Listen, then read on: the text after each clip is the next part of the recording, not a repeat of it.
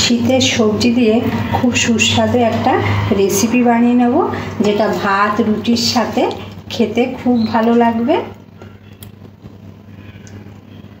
বন্ধুরা, এবার তাহলে রেসিপিটা শুরু করে দিই। কড়ার মধ্যে সর্ষের তেল দিয়ে দিয়েছি। তেলের মধ্যে একটু ফোড়নের জন্য 5 ফোড়ন আর একটা কাঁচা লঙ্কা দিয়ে দেবো। আপনারা এখানে ফোড়নটা একটু ভাজা ভাজা হয়ে গেছে, ভাজা ভাজা হয়ে যাওয়ার পরে দিয়ে দেবো বিট আর আলু। আপনারা তাহলে এটা সাদা তেল দিয়েও রান্নাটা করতে পারেন।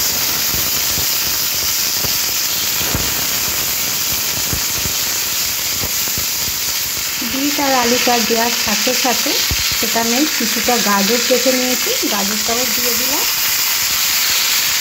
দিয়ে সবজিগুলো একসাথে একটু ভাজা ভাজা করে নেব।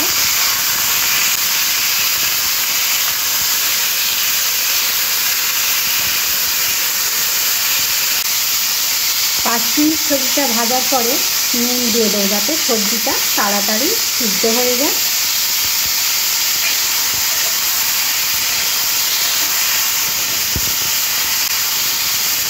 এবার গ্যাসটা লো ফ্লেমে দেবো, দিয়ে ঢাকা দিয়ে দেবো 5 মিনিটের জন্য।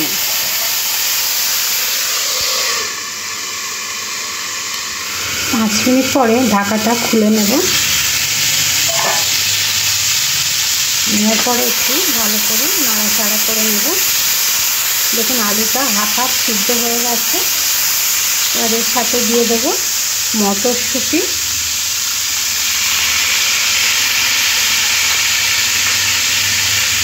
একটা টমেটো এরকম ছোটো ছোটো করে কেটে নিয়েছি, টমেটোটাও দিয়ে দিলাম। দিয়ে সবজির সাথে আবার একটু ভেজে নেব। ভেজে নেওয়ার পরে এখানে দিয়ে দেবো হাফ চামচেরও কম আদা জিরে বাটা, সামান্য একটু হলুদ গুঁড়ো। এই তরকারিটায় বেশি মশলা দিতে লাগে না। আদা জিরে বাটাটা আপনারা নাও দিতে পারেন। দেখুন ভালো করে আবার একটু সবজিটা ভেজে নিচ্ছি।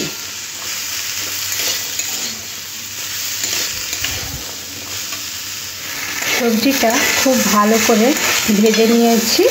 এরপরে সবজির মধ্যে জল দিয়ে দেব।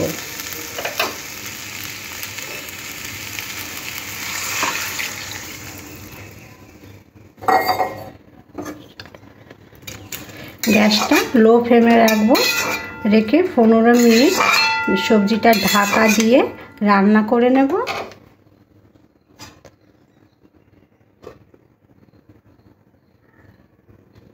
15 মিনিট পরে ঢাকাটা খুলে নেব। দেখো বিট গাজর ভালোভাবে সিদ্ধ হয়ে গেছে কিনা। বিট গাজর তো খুব ভালোভাবে সিদ্ধ হয়ে গেছে।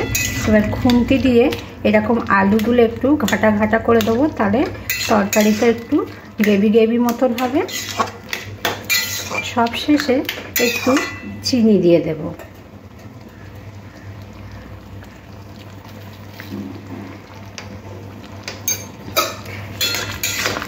দিয়ে এইভাবে ভালো করে মিশিয়ে নেব। নিয়ে খুন্তি দিয়ে এরকম করে একটু আলুগুলো ফাটিয়ে নিতে হবে। সম্পূর্ণ নিরামিষ বিট গাজরের তরকারিটা বানিয়ে নিলাম। কেমন হলো ভালো লাগলে শেয়ার করবে, চ্যানেলটিকে সাবস্ক্রাইব করবে। আজকের মতো এখানে বিদায় নিলাম। সবাই ভালো থাকবে, সুস্থ থাকবে। গ্যাসটা অফ করে দেব, দিয়ে নামিয়ে নেব।